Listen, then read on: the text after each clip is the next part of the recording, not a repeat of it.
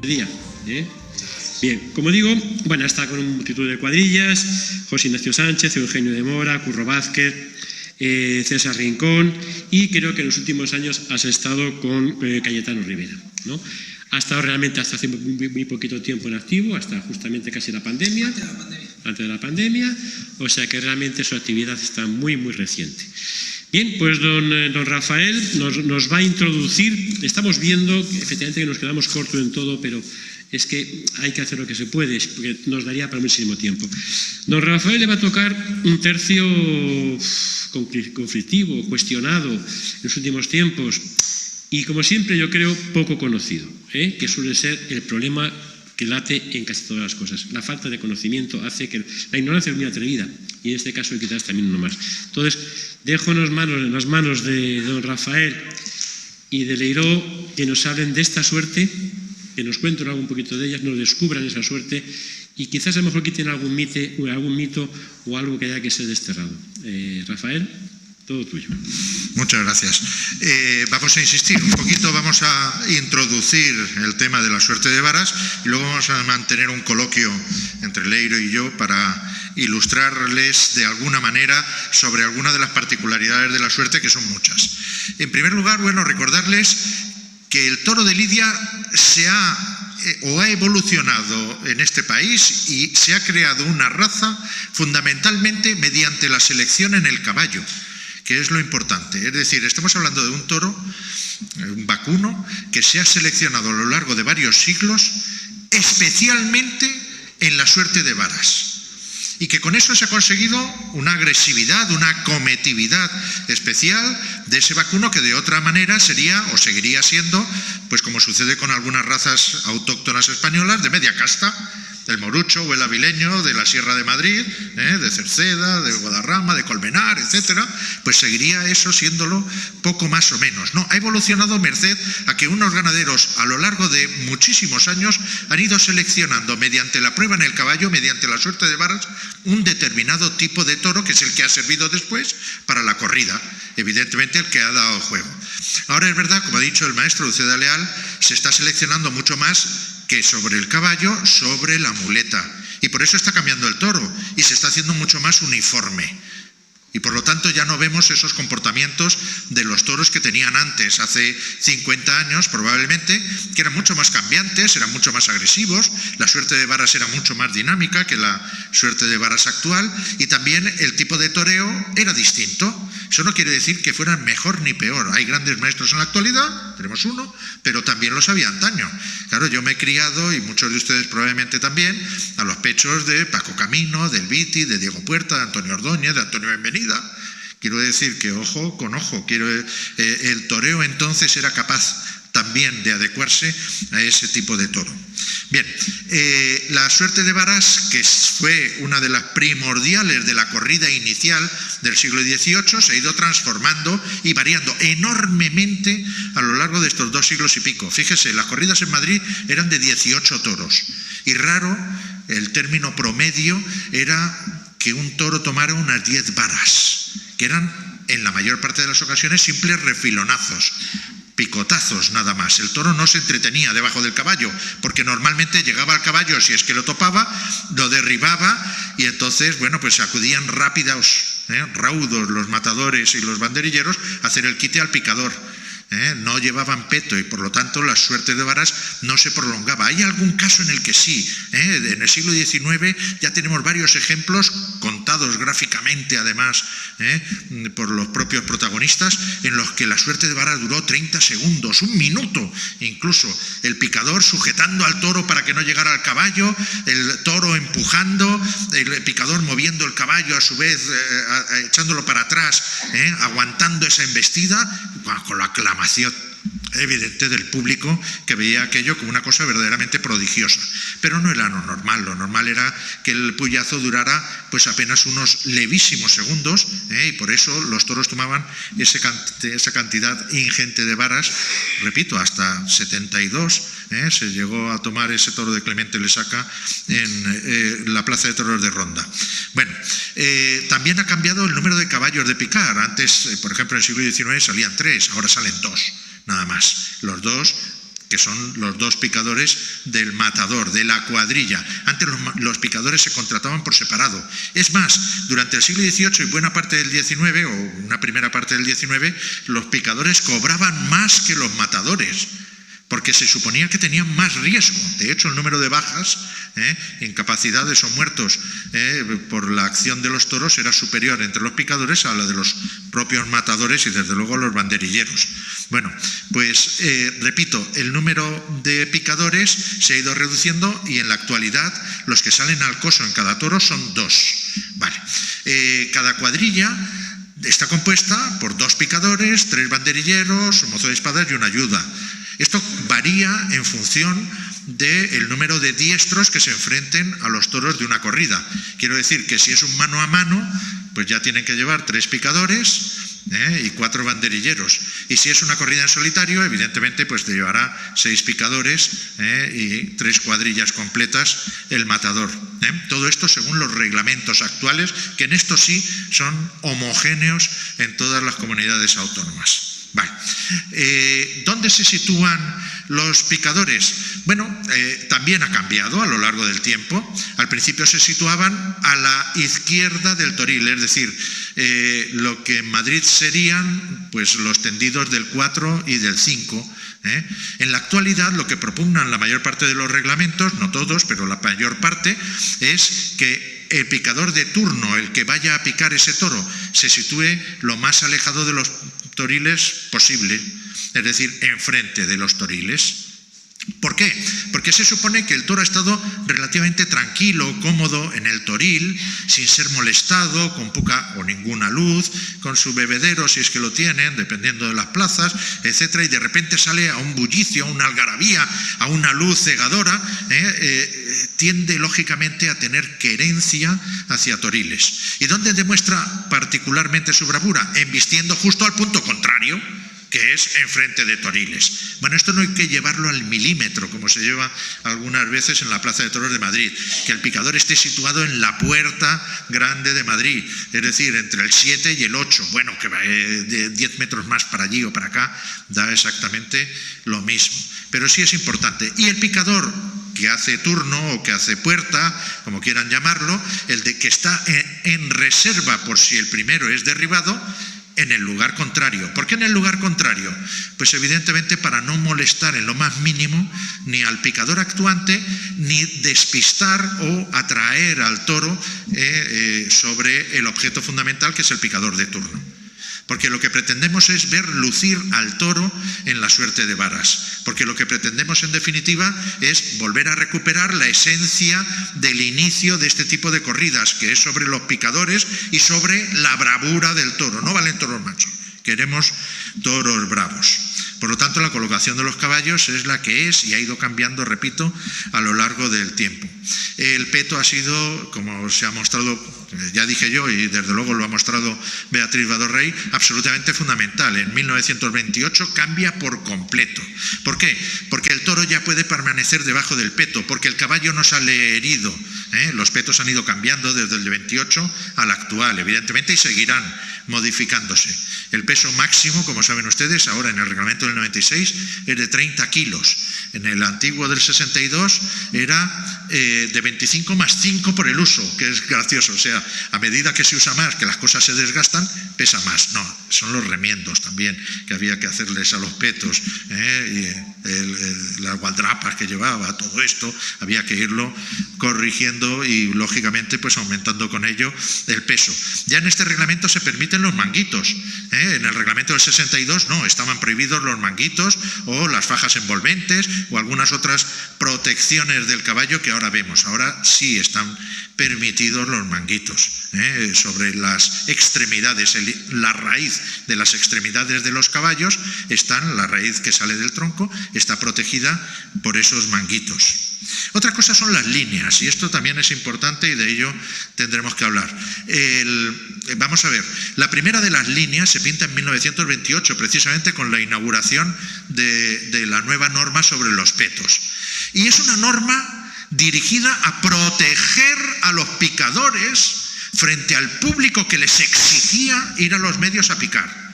Ir a los medios a picar con un caballo sin peto era una verdadera temeridad. Pero el público, siempre muy exigente, obligaba muchas veces a naranjazos, a los picadores, a que acudieran a los medios a picar. Vale, entonces la autoridad, con el objeto de proteger también la vida, evidentemente, de los picadores, marcó que los públicos no debían obligarles a ir a los medios y que, por lo tanto, los picadores no debían sobrepasar esa línea. Pero fíjense en qué se ha convertido aquello, en que ahora es una barrera absolutamente infranqueable y cuando a un caballo se le ocurre pisar esa línea blanca, se monta la de Dios es Cristo en cualquier plaza de nuestra geografía peninsular. No pasa nada. Es decir, siempre y cuando se respete la distancia del toro y el caballo, que debe estar, según el reglamento actual, en los 3 metros, en el reglamento del 62 eran 2 metros nada más, ¿vale? Pues no pasaría nada. ¿Por qué? Porque lo que pretendemos es que el toro embista al caballo de la mejor manera. Si pisa la línea, pues lo han pisado y no pasa absolutamente nada. Vale. La segunda de las líneas es bastante posterior, ya el primer reglamento que la recoge tal cual, aunque hay una orden ministerial previa, es el del 62. Bueno, pues esa segunda línea está destinada a que los peones no metieran al toro debajo del caballo, porque existiendo una sola línea, claro, la distancia entre picador y toro podía ser 0, es decir, lo metes al relance y ya está. No, para ver lucir al toro, en este caso protegiendo a los ganaderos, esa segunda línea se pinta en el ruedo para que haya una cierta distancia en la que se vea acometer al toro, si es con bravura o no, si es con recelo, si es perezoso, retrasado, etcétera. Bueno, en fin, todas las características que puedan tener los toros en sus acometidas, pues ver esas cualidades del toro, y para ello se necesita una distancia entre el picador y el toro, punto final. ¿Qué dice el reglamento actual? Que la primera línea, la más próxima a la barrera, debe estar situada a 7 metros y la segunda a 10, 3 metros de distancia. Bueno, para mí lo importante son esos 3 metros de distancia como mínimo.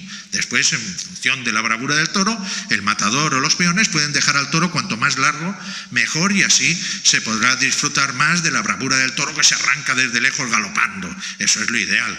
Para el picador no, pero para el público sí, y para el ganadero supongo que también. Pero bueno, estamos en ello. Evidentemente, esa es la razón de por qué las líneas existen. El reglamento dice que en el caso de que el toro haya sido 3 veces puesto en suerte y no haya acudido, ya no se tendrán en cuenta las líneas.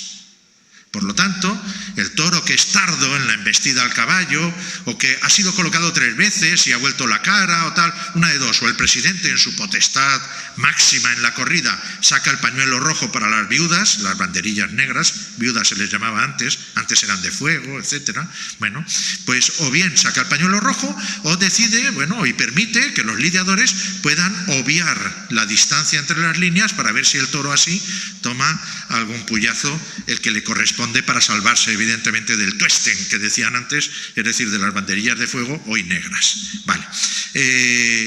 Bueno, pues no pasa nada, quiero decir. Por lo tanto, las líneas no son algo absolutamente infranqueable, entiéndanme. Este es un espectáculo dinámico donde interviene además un animal, 2 animales, el caballo, no el picador, el caballo y el toro. No es que he mirado así y alguno podría interpretarme mal. A lo que voy con ello. Por lo tanto, en esta suerte en la que intervienen 2 animales, caballo y toro, pues hombre, no vamos a delimitar barreras infranqueables. Por lo tanto, entiéndanme, cuando un picador decide por su propia voluntad y habiendo distancia entre toro y caballo pasar de esa primera línea, ole sus narices, no bronca al canto. Bien, dicho lo cual, evidentemente después de cada vara se permite al matador, y los reglamentos así lo reconocen y lo propugnan, que haya quites.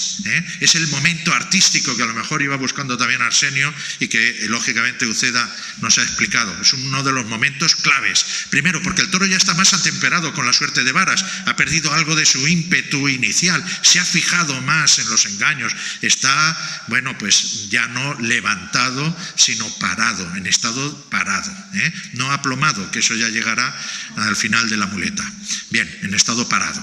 Pues bien, ese es el momento ideal para que hagan quites. Yo propugnaría, y ahí a lo mejor, bueno, me meto en camisas de 11 varas, los matadores me criticarán, que haya más competencia en quites, es decir, que el matador siempre haga su quite y que el siguiente lo haga también, si es posible. En plazas de primera ya saben que el número mínimo de puyazos son 2. En las de segunda y tercera el número es 1, con lo cual muchas veces, en efecto, solo hay posibilidad de que sea el propio matador, el dueño del toro, el que realice su quite y no algún compañero. Pero bendito sea Dios, si hay 2 varas por lo menos y hay competencia en ellas, tanto mejor, porque es una verdadera delicia ver torear bien de capote, porque es uno de los momentos más estéticos y artísticos de toda la corrida. ¿Qué pasa, por ejemplo, si tenemos un toro que ha tomado 2 varas y el segundo matador renuncia al quite? Que el tercero puede hacerlo. Miren, ha habido 2 broncas monumentales en esta plaza, una Morante de la Puebla y otra Talavante en los últimos años, entiéndanme, porque parece que usurpaban el lugar del compañero que les precedía al hacer el quite. No, es que el compañero había declinado hacerlo y el reglamento permite aquello. Es una curiosidad que la gente no conoce y que ha motivado pues una bronca injustificada. Hacían muy bien, en este caso Morante o Talavante, en hacer ese quite, pese a que al matador que le correspondía no lo hubiera hecho porque había renunciado a ello. Ellos tienen ese derecho. El siguiente matador tiene ese derecho, que es una curiosidad. Y por lo tanto, bueno, pues hay que tenerlo en consideración. Después hay muchas particularidades. Una de ellas, por ejemplo, y ahora vamos a entrar ya en coloquio directo, es la vestimenta. Lo normal es que los picadores, recordando su antigua preeminencia, se vistan de oro. ¿Y cuántas tenéis? Bueno, ante todo, buenos días y muchas gracias por todo. Pues según, vamos, yo siempre he tenido 4 o 5 chaquetillas. Y eso, recargadas de oro. Sí, yo... ¿Alguna hay de plata o de no, yo todas, azabache? la verdad, todas, ha sido toda mi vida los mismos colores y siempre ha sido en oro. Yo siempre la manía de 3 colores, nada más. Es recordar su antigua importancia en las corridas de toros. Acuérdense que cobraban más que los matadores. Ojalá, alguno de los de arriba, algún picador pudiera cobrar los emolumentos ahora pues, del Juli o de Morante. La verdad, yo no valdría ahora mismo para subir un caballo con los toros de hoy día, sin pete y sin nada. Yo no valdría. Claro. De ninguna manera. El peto ha ido evidentemente cambiando y bueno, pues ha dado una protección adicional y ahora aquellas cualidades que se valoraban en la suerte de varas, como era el número de varas y el de derribos que había producido o de caballos muertos, ha cambiado. Ahora ya aquilatamos mucho cómo embiste al toro al peto. Hombre, ahora el toro, hoy día las cualidades de los toros hoy matarían muchísimos caballos sin peto. Y ahora mismo la suerte con los petos, pues los caballos van más protegidos, los toros, vamos, los caballos sufren menos y creo que lo ha dicho ella que en este mundo, vamos, en esta época eso no cogería ahora mismo aquí en Madrid, sin caballos, sin peto y sin nada. Ahora valoramos la fijeza, el que humille en el peto, el temple, que meta riñones, el rabo de escorpión que decían cuando yo era pequeño, es decir, que levanten el rabo así, lo cual quiere decir que, oye, que está la columna en tensión y están metiendo riñones para empujar y romanear y intentar levantar al caballo. Hombre, hoy día por hoy el toro se pone al caballo para darle templanza al toro y para dar espectáculo para la gente, ¿no? Por la suerte de varas, ¿no? Pero el toro, el caballo, la principal suerte del picador es templar al toro, saber medir al toro y darle lo que haya que darle. Al bueno, pues a lo mejor un poquito menos por bueno y al malo, pues un poquito más por malo. Eso es importante, es decir, el castigo estará en función de las características del toro. El picador es un lidiador también, no es un simple matarife que está encima de un caballo. Claro, hombre, es un toro de salida, cualquiera profesional, que hoy los hay buenísimos, grandes picadores y grandes compañeros, hoy hay toros que hay que darlos más que otros, tú los ves y lo que ha dicho Lucera, le ves indefinido, no se determina de que si para bueno o para malo, si para manso o para bravo, pega un chocazo y se va, pues entonces ese toro en la primera vara hay que darle un poquito más para que el toro diga de lo que es, ¿no? Para templarle, para si va para bueno o se queda malo. Yo estoy conmigo que una de las frases que utilizamos en el lenguaje coloquial, que es tener mucha mano izquierda, en muy buena medida viene del toreo a caballo con vara larga, es decir, el picador tiene que tener mucha mano izquierda, entiéndame, pica con la derecha, pero la que mueve el caballo y la que hace las cosas es la izquierda. La que pica los toros es la mano izquierda. Sí, Importante. ¿Cómo se cita? Es decir, ¿cuál es, digamos, la ortodoxia del cite? Después variará también en función de las características del toro, cómo venga el toro. Si viene suelto, lo coges como sea. El citarle por lógica es cuando el toro te le pone tu matador. Pues a mí siempre me gusta darle un poquito de tiempo, o sea, no rápido, quita el matador y venga, o sea, dejarle muy poquito tiempo para que el toro se fije en ti, le pones el caballo como para atrás, le echas un poquito el pecho para adelante y luego cuando va a venir cuando ya ves que el toro viene arrancado, pues coges y le quitas el tranquito un poquito por un lado para que tú le eches la puya para adelante y le cojas donde quieres poner la vara. Bueno, no lo he podido decir mejor, es decir, citarlo en la rectitud, que es lo que se marca en todas las tauromaquias clásicas, incluso en los reglamentos, y en efecto a la hora ya de embarcarlo, girar levemente el caballo, abrirlo un poquito, claro, para que lo cojas en el faldón del peto más que en los pechos, porque si lo coges en los pechos, ¿qué pasa a veces? Vas para el suelo.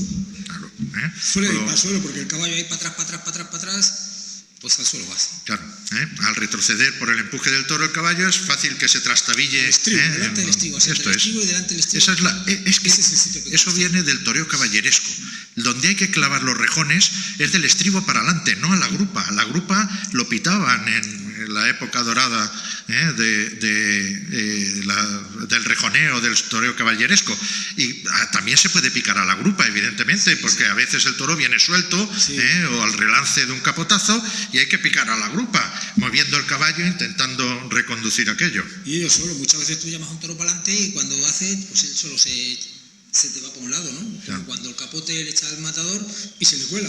O el toro que busca las vueltas. Ahí está, pues igual, muchas veces, eso suele pasar mucho también. Sí. El toro te quiere buscar las vueltas o que se quiere ir para atrás y tú siempre le intentas dar vueltas para ponerle en el sitio que adecuado.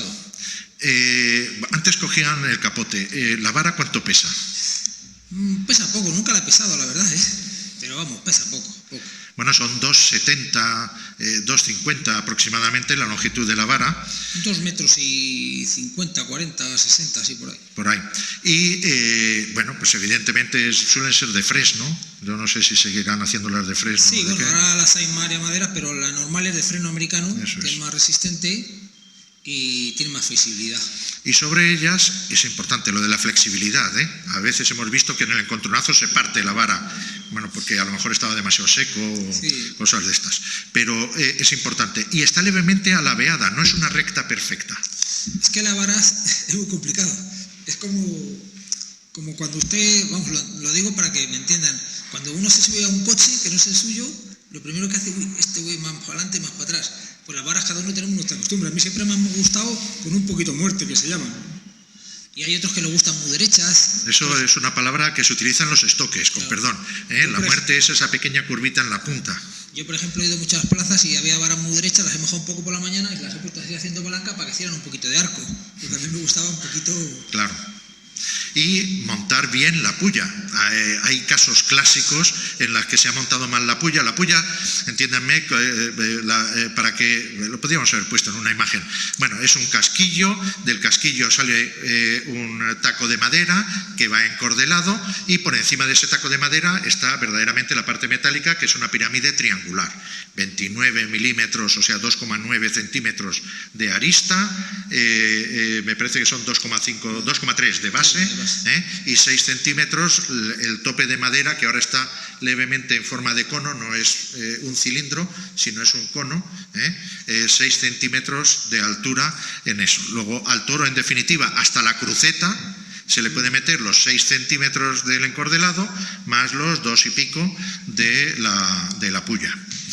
Entonces, cuando la puya se monta mal, como es una pirámide triangular, entiéndame esto maliciosamente para jorobar al ganadero, lo que se hacía era esa muerte que tiene la vara, esa pequeña curva, que es la que sirve al picador para agarrarse bien, ¿vale?, con el toro, se montaba la puya con la arista hacia el toro, cuando lo que debe tener es la cara plana de esa pirámide triangular hacia el toro. ¿Por qué? Pues porque si no le haces un desgarrón, claro, Rafael, que se llama un marronazo. Rafael, perdóname, pero nos dicen que son las 2 y tenemos que ir. Vale. Bueno, traíamos además también un aditamento del picador, el sombrero, para que lo viéramos, ¿no? Creo, lo tenías ahí, pero es que nos dicen que tenemos que ir. una última preguntita. Mucha gente en el último toro aplaude al picador al hacer un gesto, y es un gesto reglamentario. Sí, por norma, el último picador, antes de abandonar el ruedo, tiene que saludar al presidente en nombre de todos, como que los bailargueros nos retiramos. Vale, eso es un gesto, entiéndame, protocolario. No es que lo haya hecho bien, ni que esté burlándose del público si es que, oye, amarrado, porque a veces la puya no cae donde uno quiere, sino donde puede. Entonces, bueno, pues no, esos saludos, entiéndanme, no es tomar o ofender al público o simplemente agradecer los aplausos, no, es un gesto protocolario ante la autoridad máxima de la corrida, que es la presidencia. Y con ello acabamos. La defensa que tiene el picador, aparte del buen manejo en su oficio y del caballo, no solo es el peto, sino la gregoriana o mona, claro, que es una armadura, entiéndeme, que se coloca en el muslo derecho. Y la mona, y luego el zapato izquierdo, que es lleva con un poquito de protector, para si te da contra las tablas, claro, si no te reventaría la pierna, el tobillo. Bueno, pues muchas cosas se nos han quedado en el tintero. Hemos ido, pues eso, a matacaballo, nunca mejor dicho, para recorrer la suerte de varas. Pero bueno, habrá más tiempo y desde luego más oportunidades. Muchísimas gracias, Leiro, por todo.